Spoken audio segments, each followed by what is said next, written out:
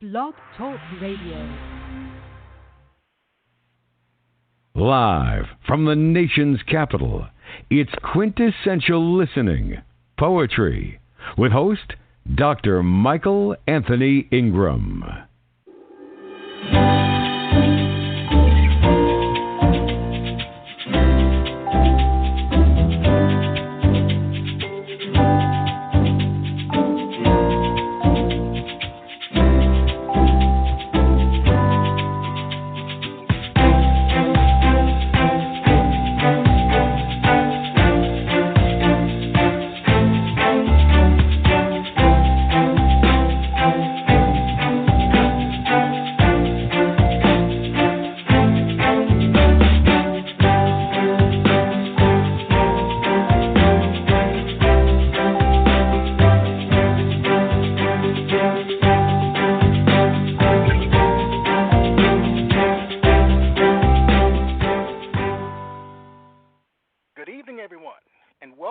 Quintessential Listening Poetry. Again, my name is Michael Anthony Ingram. Our guest tonight is Gregory Luce. Gregory, are you there?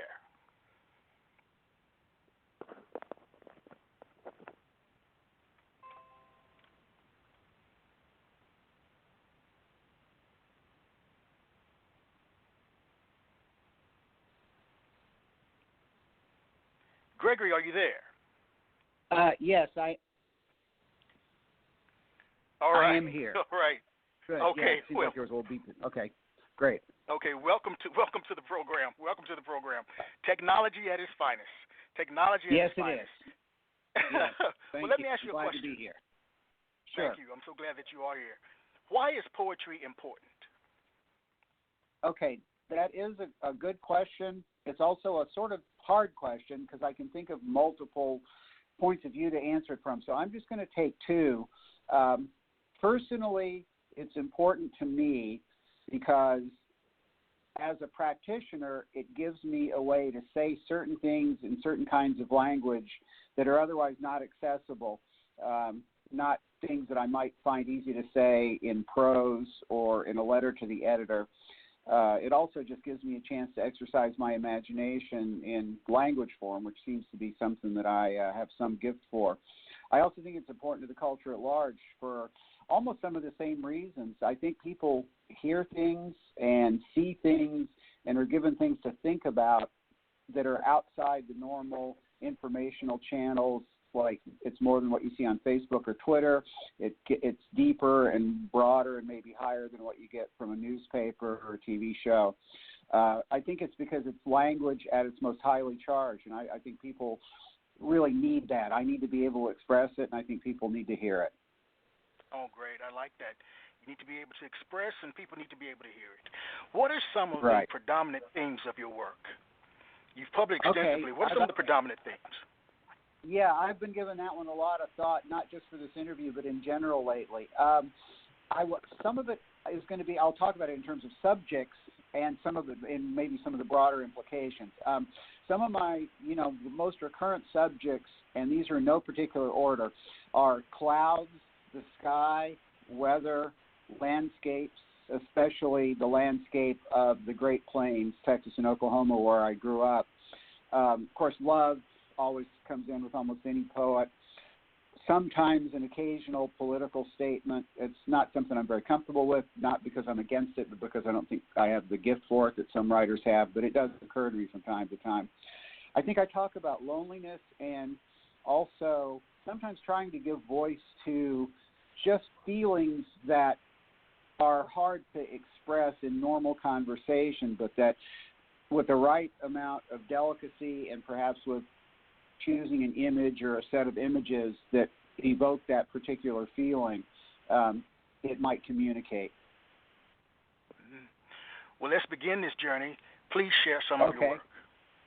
All right. Well, what I would like to do first is I'm going to read the first poem in my first chapbook, which was published in 2009.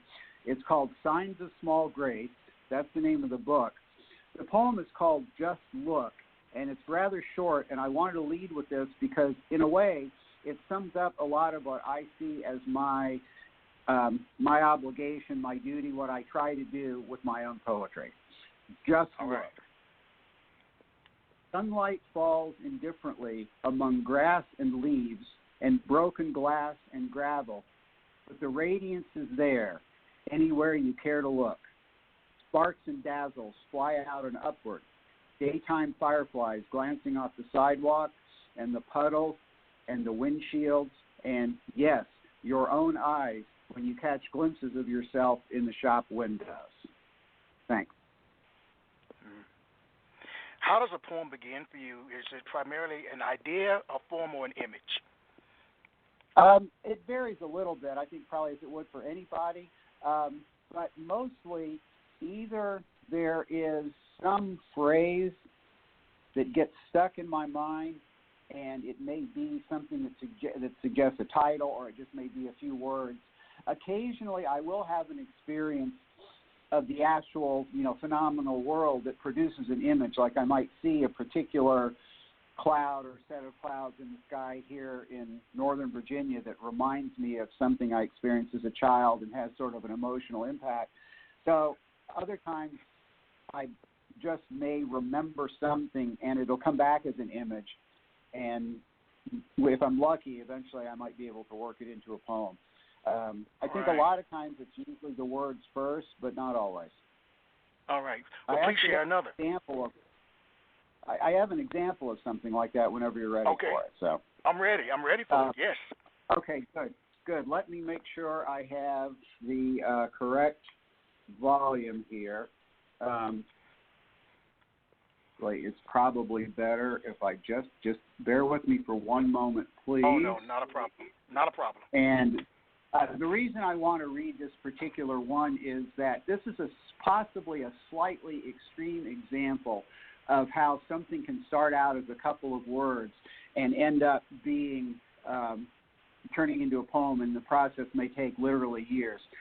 This poem is called Some Grackles. Grackles, as you probably know, as most of our audience should know, is a kind of bird. It's a large, shiny black bird. They're very noisy. They often come in large flocks. They're sometimes considered to be a nuisance, but I actually find them rather attractive.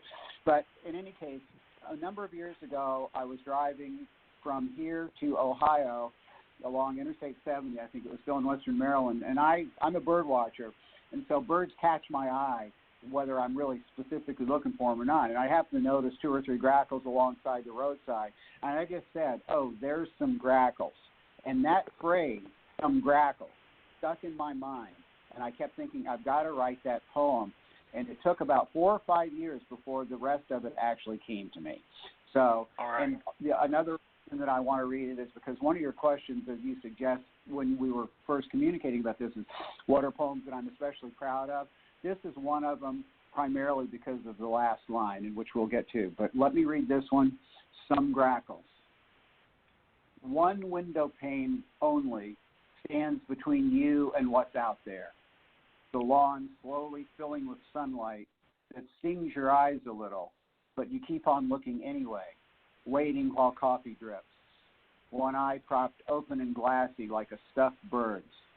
And outside on the lawn, some grackles are milling, mobbing and strutting, flaunting their tails like soiled, shiny, suspect flags. That's it. Oh, wow. And I'm particularly proud of the last line. So. All right. You stated that you hail from Oklahoma, I believe. Yes, I was born in Texas. I grew up partly in Texas, but a large part of my upbringing was, in fact, in Oklahoma.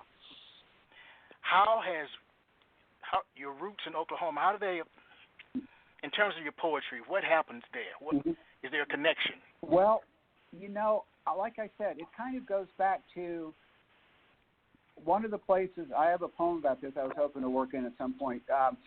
One of the places that we lived when I was a child, my father was an Episcopal priest who actually joined the priesthood when I was he started seminary starting when I was about 5.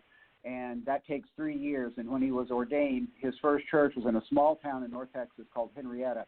And that was my first experience of really being kind of out on the edge of things, because it was a very small town and with lots of open space around it. It was basically a ranching town, so you didn't have to go very far, and you already felt like you were practically at the edge of the world.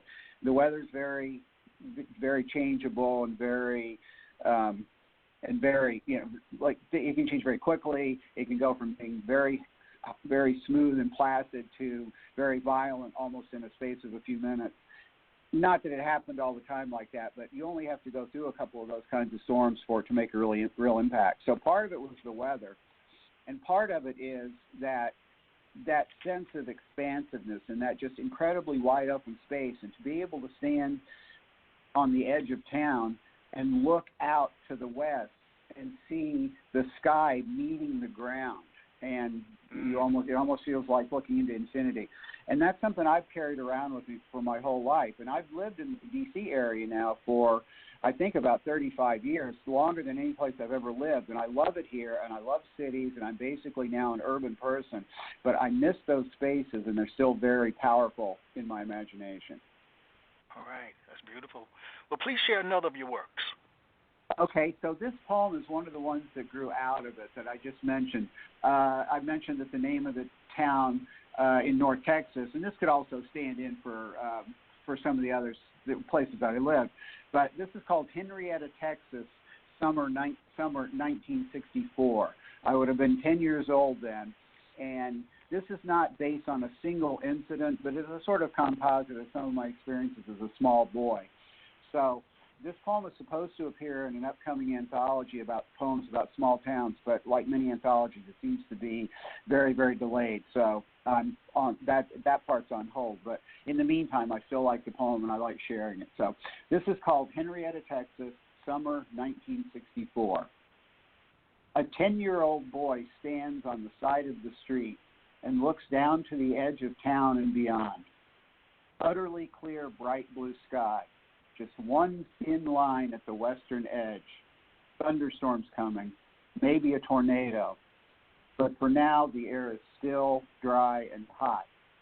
He turns and goes back to the porch where he left his book. 2 hours later, the wind is clawing at the pages. Dark clouds are flying in fast, and dust devils rise and dance in the yard. Inside the dark house, still pondering where the afternoon went, he reaches for the light switch, then hesitates, eyes caught by the raindrops gliding slantwise across the window pane and by the dark outside and the deeper dark beyond. That's, like I said, sort of a summary of what it was like to be a boy, a sort of observant, sort of bookish boy in a small town in North Texas back in those days. Well, speaking of, that's a beautiful, beautiful piece.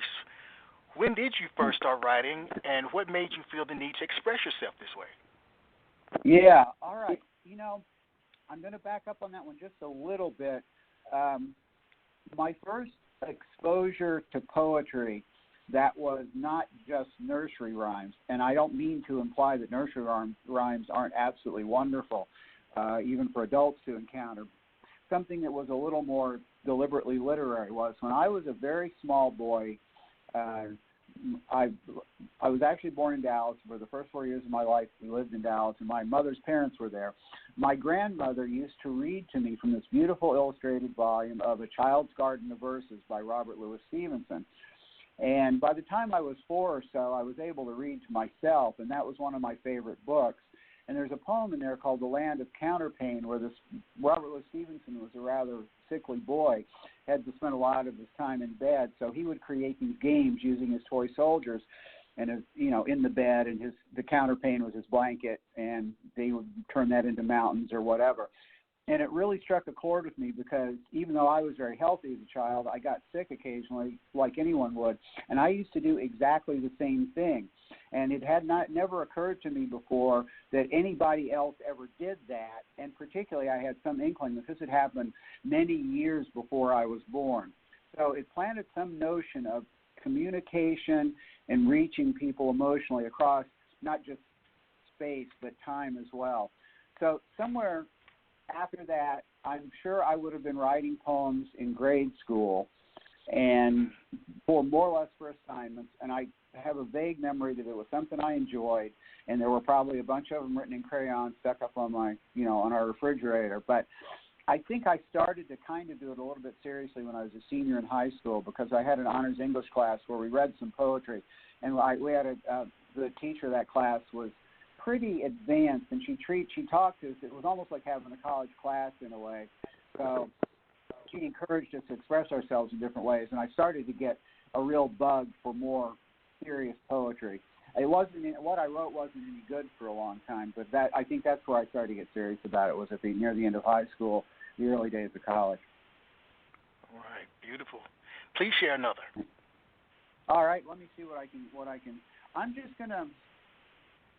This is something that I just wrote recently, and it's been on my mind because, in a way, it also has to do with those childhood landscape and weather experiences.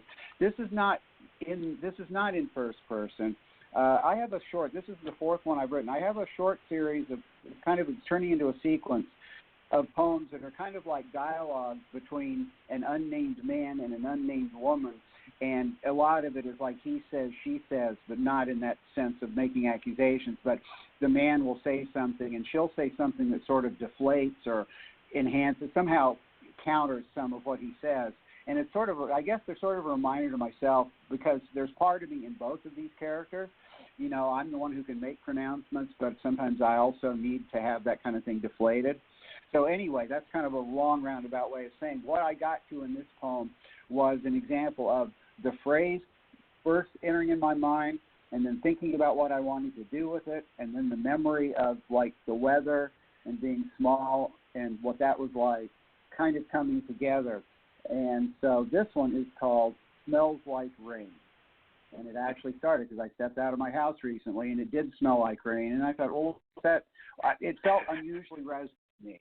That, like, why am I feeling shivery when I say that? So it eventually turned into this poem.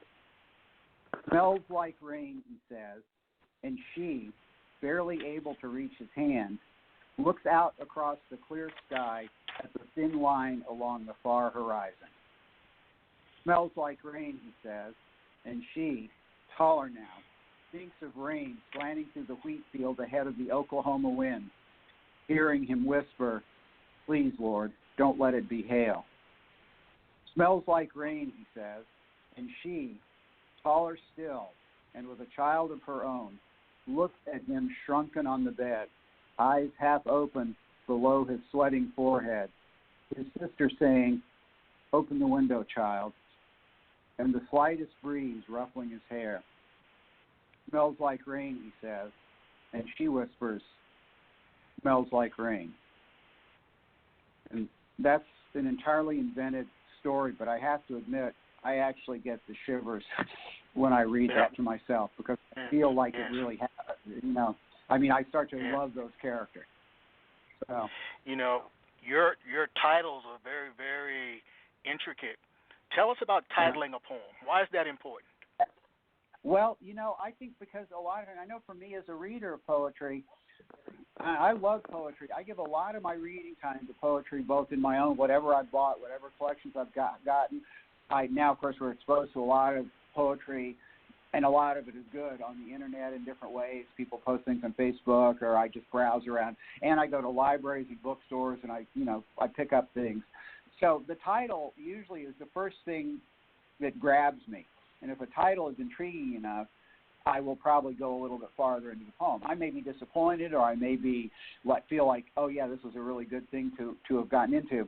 But I think the title is a way of, especially there's so many things that compete for our attention, and even just so many different verbal things and so many visual things that compete for our attention, that a really good phrase that might make somebody stop and ponder, well, what does that mean, or what's going to follow from that, might get somebody to go a little deeper than just the title. And it is something that sometimes, like I said, like with some grackles and Smells Like Rain, I had that phrase in my head, and then the rest of the poem followed. Sometimes I can get a draft down relatively easily and then just struggle for days with, well, what am I going to call this thing? So so to me it's important. Occasionally I will have one that's untitled or where the first line of the poem is actually sort of the title or vice versa. But I really try to give it a lot of thought because I think that's going to be the first encounter any reader has, unless I'm reading in person to them. So. All right. Well, let's take a brief break and we'll be right back. Sure. Okay, great.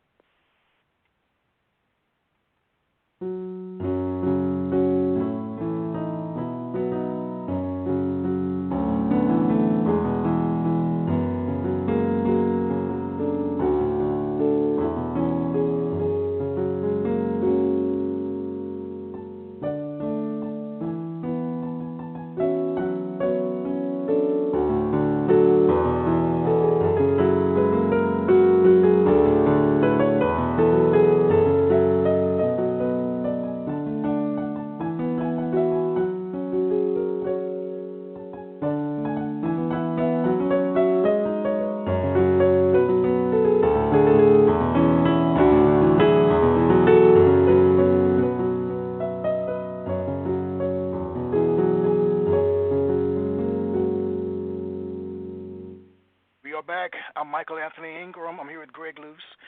Greg? Yes. Name three of your favorite historical or historic poets. And what about their work are you most drawn to? And what about their work are you most inspired by? Okay, yeah, that's of course a wonderful question.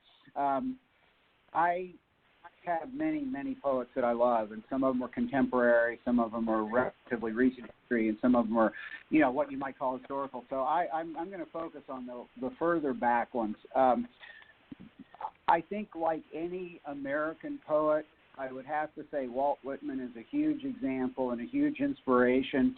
We're at his, as you well know, I'm sure, we are now celebrating his bicentennial, and all around the country and locally, there are many events celebrating Walt Whitman. And I recently, just a few days ago, participated in a marathon reading of Song of Myself, where a group of us, some of us poets and some of us just Whitman lovers, took turns reading sections of the poem, and we did it for about 3 hours and ended up just being absolutely blown away by the power of having the poem, not just experiencing the words, but all the different voices reading it, even sometimes in other languages. So I think he sort of made American poetry American. He got us to we don't have to follow European models anymore. The language that we actually have is a valid basis for poetry. He certainly was heavily influenced by the Bible and Shakespeare and various other sorts of religious and mystical literature, but he created a voice in an idiom that was very much American. And it's impossible not to acknowledge that if you're an American poet, in my opinion, even if you're completely rebelling against the standard. Now, that said, I personally have found more of direct inspiration and direct help to me from his contemporary, Emily Dickinson, who, for a variety of reasons, for one thing, those really concise, really tight poems that contain just so much power are something that it definitely speaks more to my craft and my practice, but also the way she is able, again, in this very concise, coiled way, to express some really profound and disturbing emotions that I personally have experienced myself. Also the wrestling with God and with spiritual questions, immortality, illness. I mean, it's remarkable that out of that voice, this very isolated woman was able to create such immense power in her poetry. And I've been able to actually take from her more directly things that I'm able to do myself. I would never compare myself to her, except to say that I have drawn from her example in a much more specific way than Whitman. And then the other one, who's a non-English writing poet that I've always found to be very inspiring, and it's a little harder for me to say why I find him influential, but it's the German poet Rainer Maria Rilke, who I can read a little bit of it in German, especially if I have one of those bilingual books where I can kind of go back and forth from the German to the English. It isn't so much like his style or even the themes, although I find them both, extremely powerful. There's something about as you read his work deeply and repeatedly, he sets the bar for what it means to be a poet really high. It's not so much like that it's a religious calling, but it's like this very high calling. So there's a lot of responsibility to really pay attention to things, to really name things properly, to use your best words, and to be like the role of poet. I don't want to mystify it or sound arrogant, but that it's a true calling, and it has a lot of responsibility and a lot of power. And somehow he sets that example for me. And I do, in fact, love the poems, but it goes beyond just the work. You know, I can tell that you're very passionate about your craft. Do you think that you were meant to be a poet? You know, that's always a good question. There was a time in my life, not even that long ago, when I would say, well, no, I mean, it's just I stumbled onto it, or I found out I liked it. A few people thought I was good at it. But, you know, I guess maybe because I'm older now and I'm not as worried about what are people going to think if I say things like this. I think I was meant to be. You know, I mean, I wouldn't say who made it that way, who called me to be a poet, but I feel this strong inner drive to create poetry and within whatever limitations I have to be able to put my best words out there in the best way possible. So it is a calling for me, and it's hard for me to imagine. I mean, I love all kinds of art, and a lot of times when I get frustrated with writing, I say, oh, I'd rather be anything like I really wish I was a painter or a musician or something like that.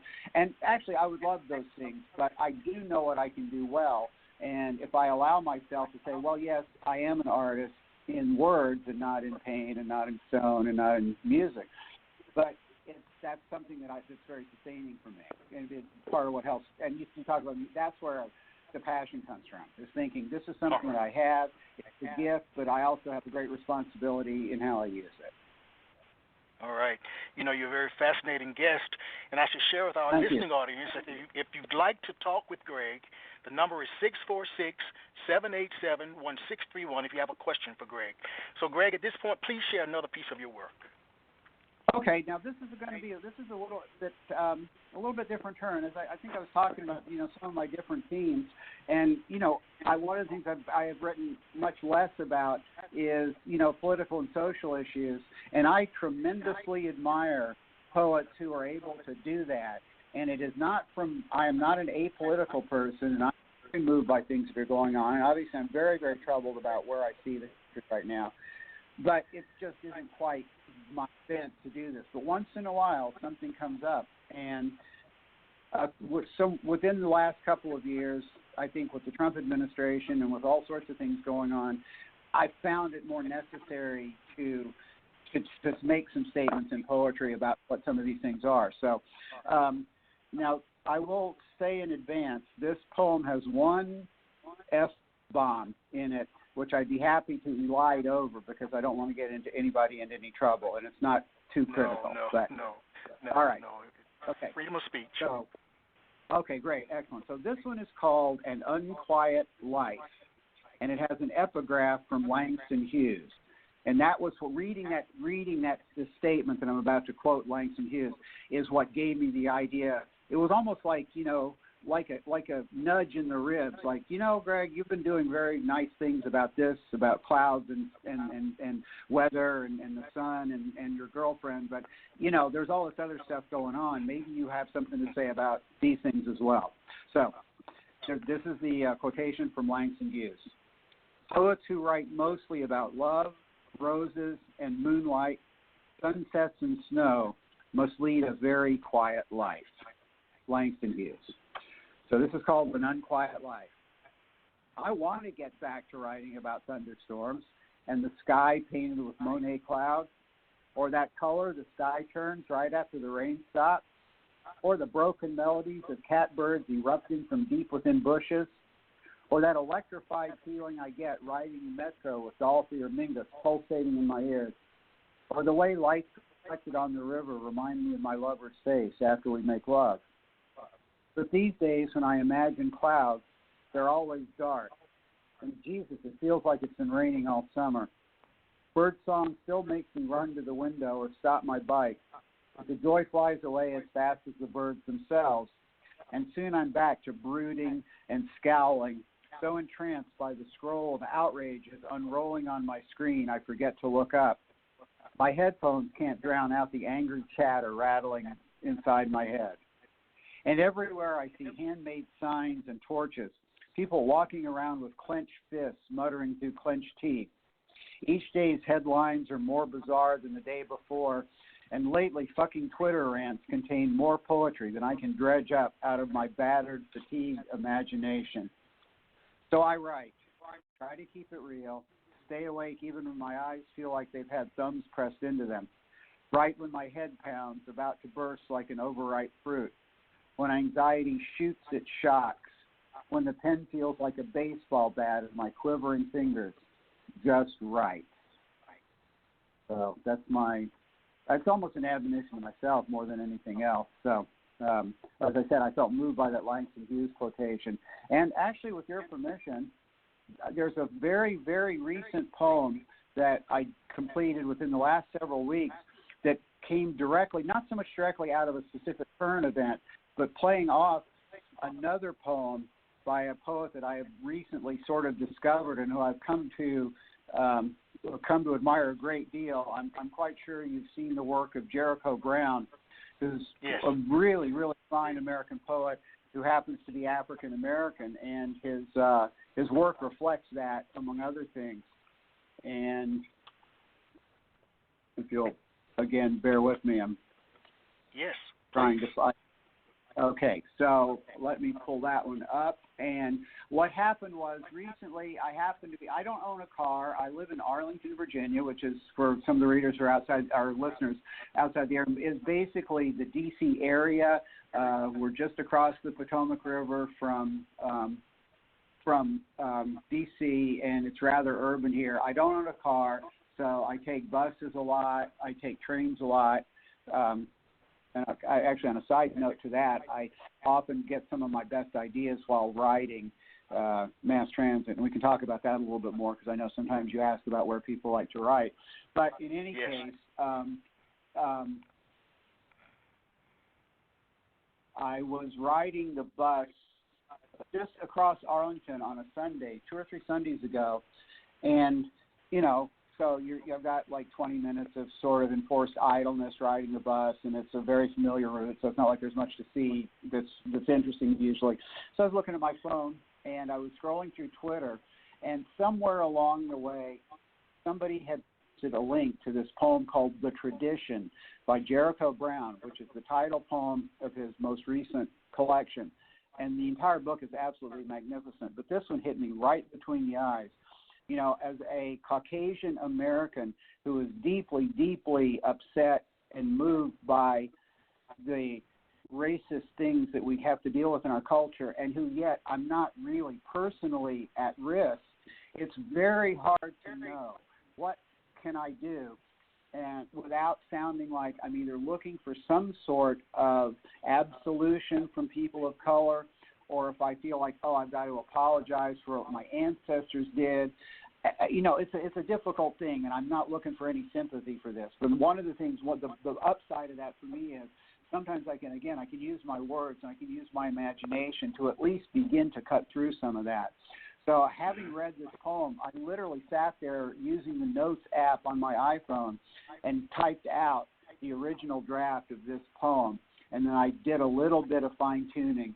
And so I ended up with this poem, which is called After Jericho Brown. Sunday morning, gray. On the bus, one of those poems. Jericho Brown, The Tradition, in my Twitter feed. Sudden choke, salty eyes, sit there in voiceless grief. And I think what I found so profoundly moving about his poem is it's not much longer than the one I wrote. And he talks about, he's using some metaphors from gardening. He mentions the names of some flowers, and at the very end of the poem, he lists 3 names of young black men who were killed by police, including Michael Brown. And it was the shock of that at the end. I could barely contain myself sitting on this bus. And I had to respond in some way, and that's where that poem came from. Well, let me ask this question. what do you see as being the role of a poet in modern day society? And you've kind of talked about it, but what is our role? What is our role? Okay. Well, the way I see it, and you're right, I have alluded to it, but to pull some of those thoughts together, one thing is, if you go back to that first poem that I read called Just Look, one thing is just to point things out and show how beautiful the phenomenal world is, and how so many ordinary things that you walk over, walk past, don't pay attention to, are so, like they deserve more attention. Sometimes because they're truly beautiful, sometimes because you see things, it'll make you see the world in a different way. And then working up from that, I think part of our job, and I'm not the most skilled at this, but it's certainly something I strive for, is to also bear witness in some way. I mean, I don't think I can write a poem that's going to make 100 people make signs and go down to the White House, but I might be able to at least inspire people to think about, what's really going on. And my idea is not so much to point fingers and say these people are doing evil, as much as it is to look at, okay, first of all, how does it affect me? And particularly in the case of some of the things like what my Jericho Brown poem is about, is like, how am I complicit if I don't do something? If I don't say something, if I don't respond in some way, am I complicit in the very things that I claim to be, struggling against?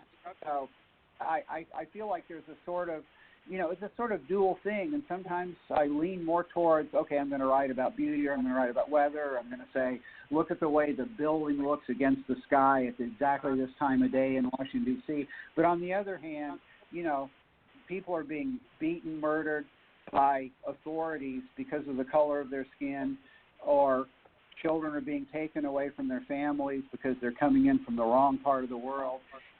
I can't ignore that, and even though I can't change it, there's just something about maybe waking people up, but also to interrogate my own privilege and knowing that I don't have to worry about any of those things happening to me. All right. Share another piece of your work. Okay, let me see. I'm going to have one.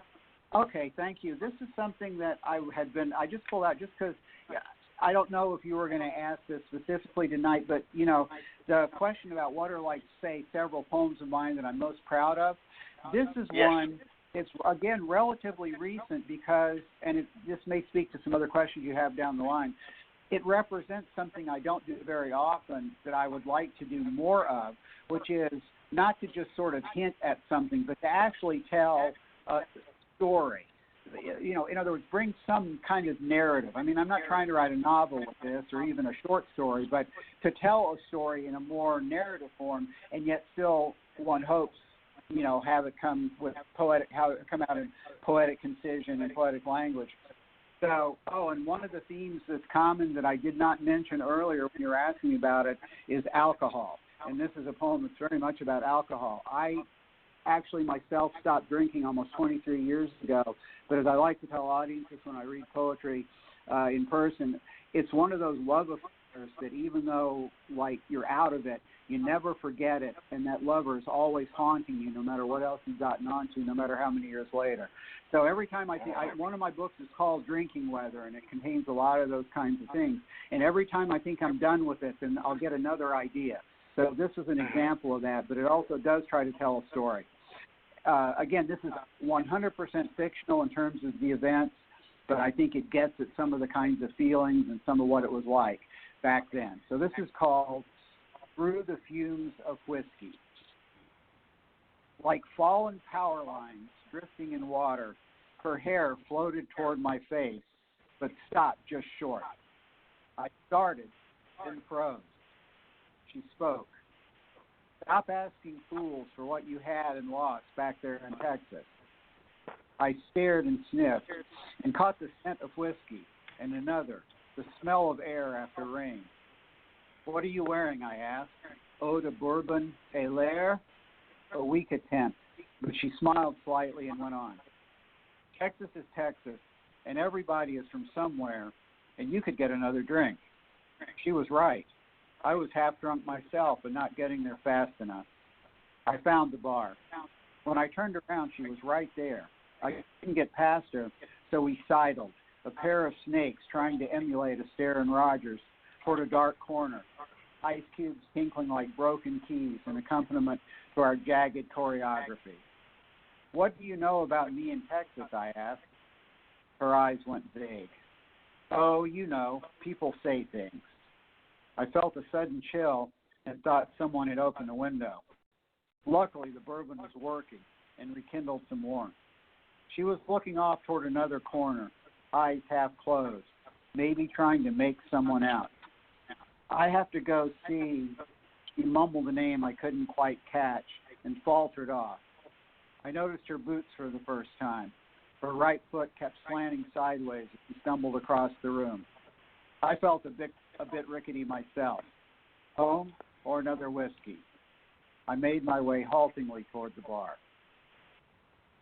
I think one other thing I should mention about that, as far as how the genesis of that was, there's a couple of lines that are attributed to this female in the poem where she says, "Stop asking fools for what you had and lost back there in Texas."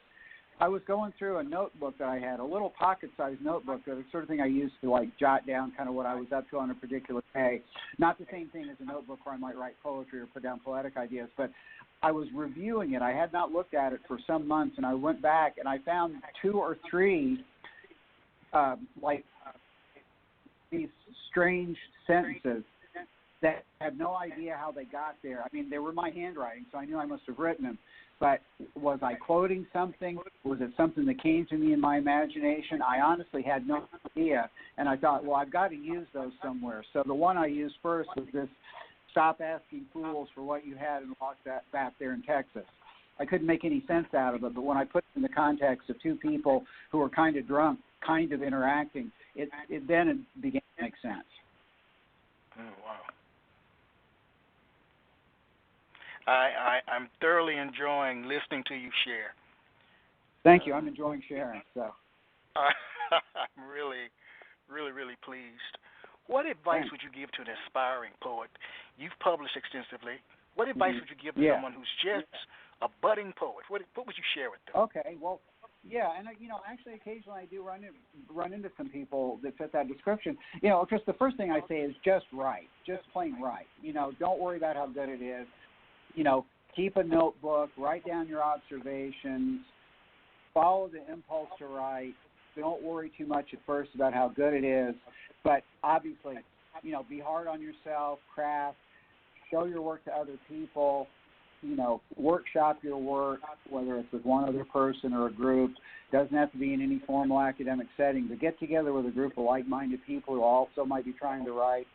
And, there's this famous statement by Henry James that I've also, of course he was a novelist, but I've realized that I've been trying to live by this for most of my adult life, where he says, be someone on whom nothing is lost, meaning pay attention to everything, and you never know when something there is the kernel for something that you can go further with, like in the case of what I just read, some weird sentence that I wrote for God knows why.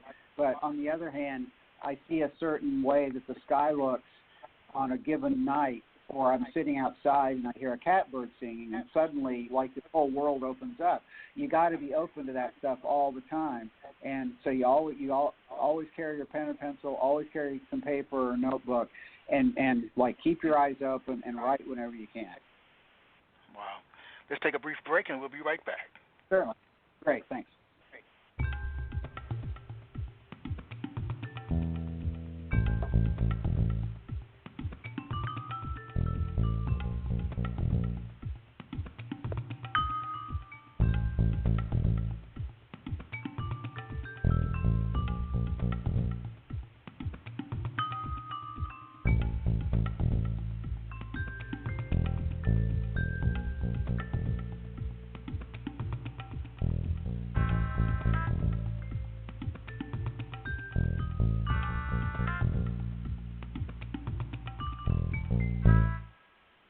We are back. This is Michael Anthony Ingram. I'm here with Greg Luce. Greg, let me ask this question. Certainly. Writers and poets write for a myriad of reasons. Some write primarily to speak a message to their audience.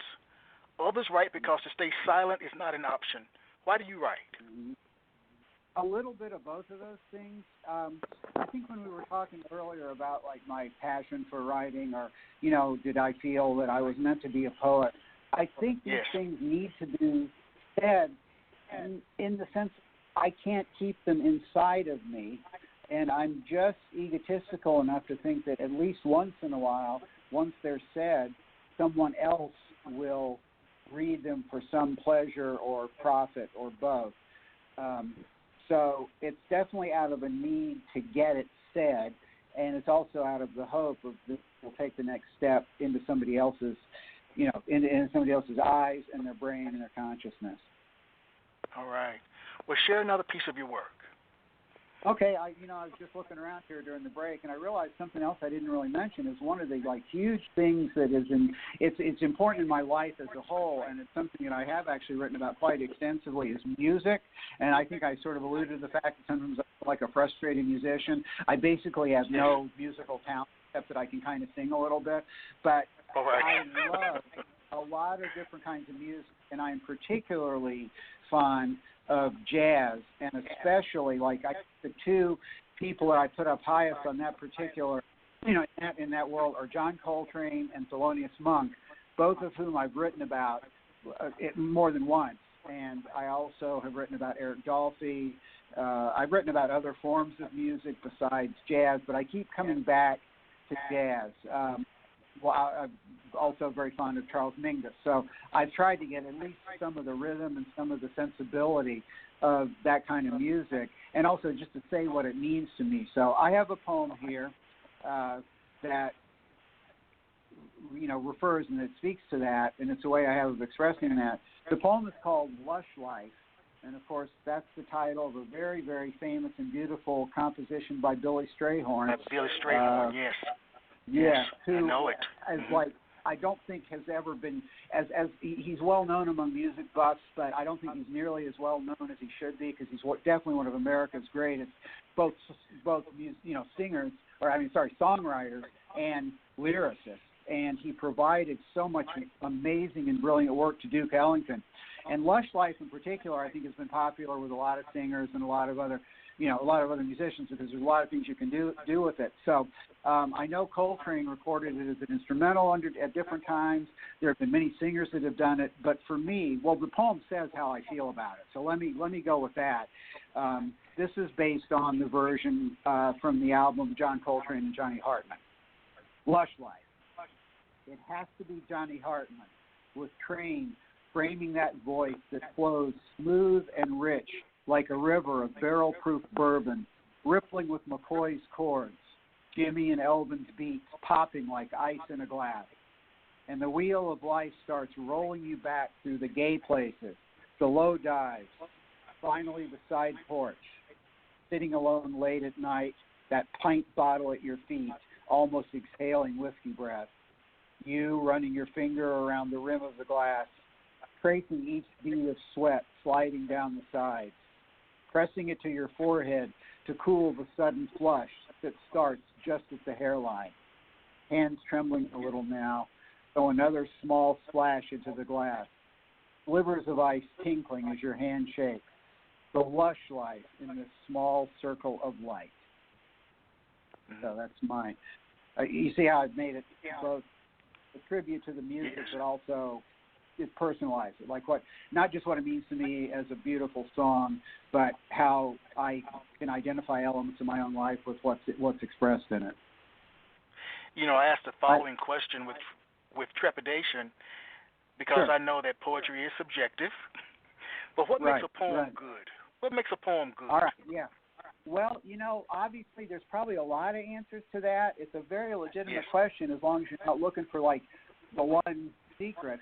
No. I think that certainly, whatever makes it good, or whatever makes different poems good, has to have, first and foremost, it has to do with the language. The words have to be, the best chosen to express what's being expressed, which doesn't mean fancy words. It doesn't mean combing through the dictionary for 7-syllable words. As you've noticed, most of my language is not particularly ornate. And one of the things that I've done over, 20 or 30 years of practice, as I really got serious about this, is squeezing down the work to I wouldn't say the exact minimum, but to squeeze out things that really aren't necessary and to make the words as clear and precise and understandable as possible. So I think any poem has to sort of have that. Beyond that, it might need, certainly if it's beautiful in some way through some sort of a rhythmic pattern or through rhyme or through some sort of musicality, like you can listen to Yeats being read or read Yeats out loud to yourself, and you'll be utterly caught up in just the musicality of it without even thinking about what the words say. And then, of course, eventually you'll come back to that level. But so certainly great poetry has that, that element in common with music quite often. Could be beautiful imagery. It could also be something that might make a poem great would be making a person see something in a way that's completely different. And I know I brought it back to my own, my own aesthetic, but I think that's one of the things poetry does. It causes us to re-look and re-listen, re-smell what we take for granted around us. Oh, wow. All right. Well, please share another piece of your work. Okay, I want to do another musical poem, and again, another one that was inspired by my love for John Coltrane. Of course, it's hard to say, well, okay, this is my favorite piece, or that is my favorite piece, or that's my favorite record, because his work is just unbelievably rich, and there's depending on the mood I'm in, I can always find something that's going to get inside of me and move me incredibly. But one of my favorites, of course, is A Love Supreme. And I've actually seen it twice. There's a wonderful documentary called Chasing Train that is about the life and work of John Coltrane. And Naomi, who you interviewed last week, and I went to see that when it was in the theater here in the D.C. area. And then it recently appeared on Netflix. So, of course, I watched it again. And I have a feeling I will probably watch it many times.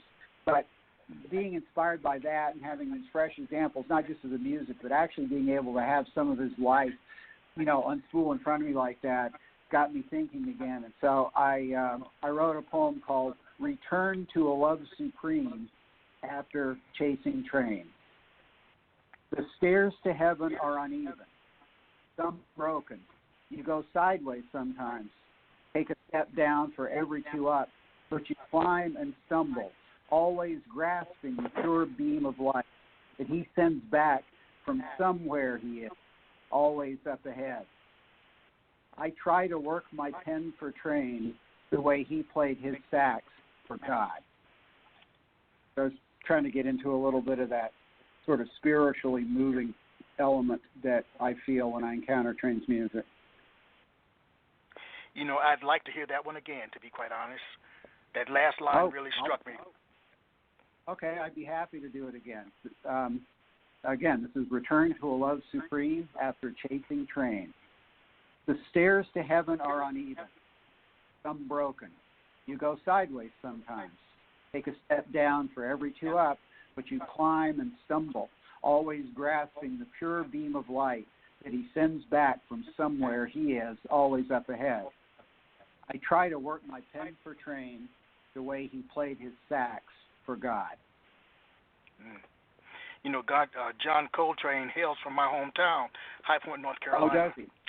Okay, yes. Okay, yeah. It's funny that he and Thelonious Monk both came from small towns in North Carolina and then moved relatively young up to northern cities. I think Train ended up in Philadelphia first and Monk went to New York. But I wonder somewhere secretly if there isn't something about that background, those roots in the border South, not really the deep South, but the border South, what that might have meant to them musically. I don't know if that's if that can be answered, but it's an interesting thing to think about. All poets have several words that come up over and over again. Words or sentences that they just can't help but use in their work. What are three of your most absolute favorite words to use in your work? Okay, well, clouds. Clouds. That's a good one. Probably music and then there would be the subset of like things more specific. But just the word music. I mean, I've got a few poems where that word itself is pretty important. And then I'm thinking something like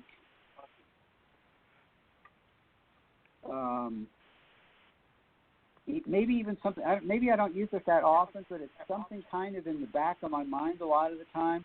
Would be yes.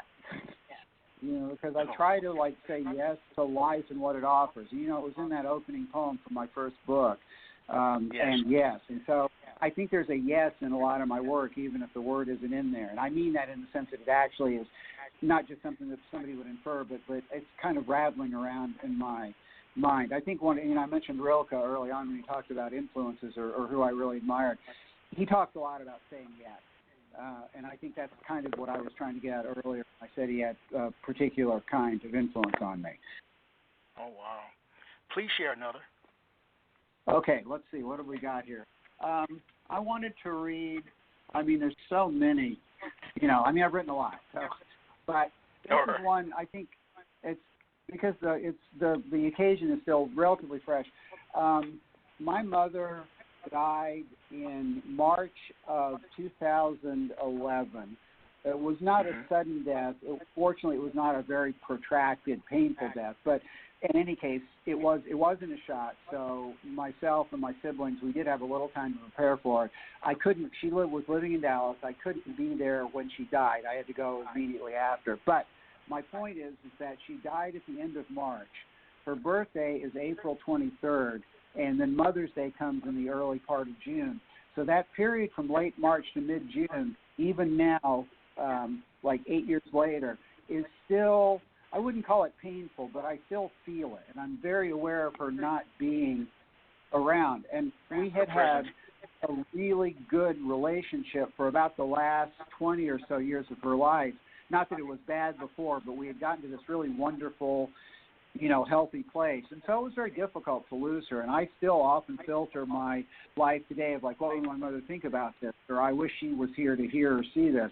So I wrote this poem kind of around the time, close to the anniversary. It was sort of between her birthday and my, no, actually it was getting close to her death date. So it was sort of at the beginning of that period.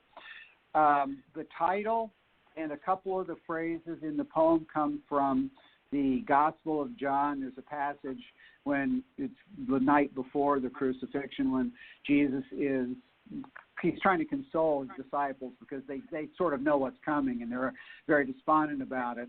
And then there's also some language. I was raised as an Episcopalian. I think I mentioned my father was an Episcopal priest. So there's some liturgical language from the Burial of the Dead service that's in here as well. So I say that because some of the words might sound a little bit archaic or a little bit not quite my normal style.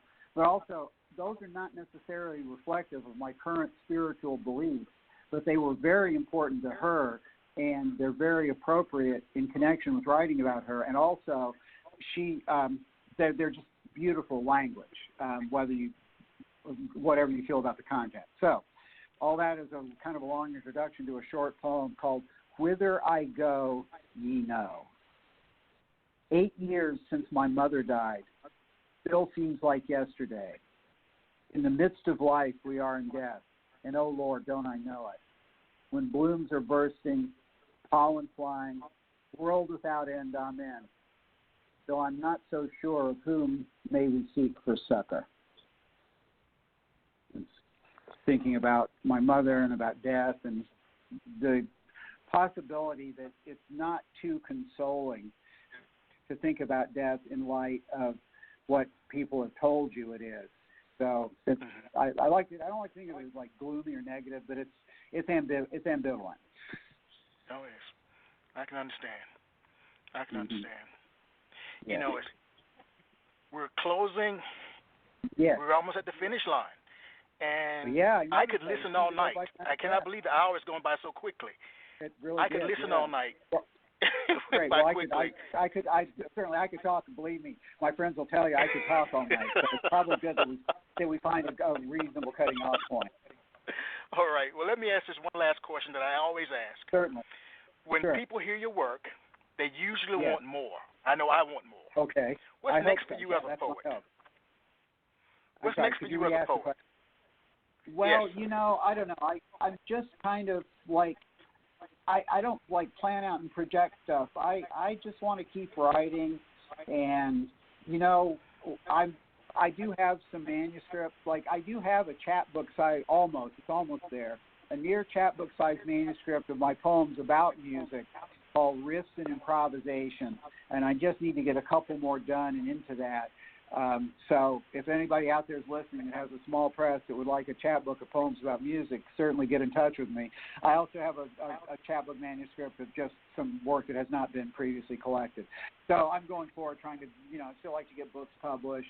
And, I would like to do a little bit more maybe on the narrative side. I've also been dabbling a little bit in actual fiction, which is kind of an interesting challenge, and something to take it up at my age is especially challenging. And as long as it doesn't take away from my poetry work, it's something that I enjoy doing. All right. Well, I'd like to thank you very much for being Absolutely. here, and I'd like to invite you to come back. I would love to. Just say the word. I may have a whole batch of new stuff. All right. Thank you, Michael. It's been a real honor to be here by you. So. Okay, thank you very much. Well, good night. Good night, Greg, and good night to our listening audience. Nice, thank you. Good night.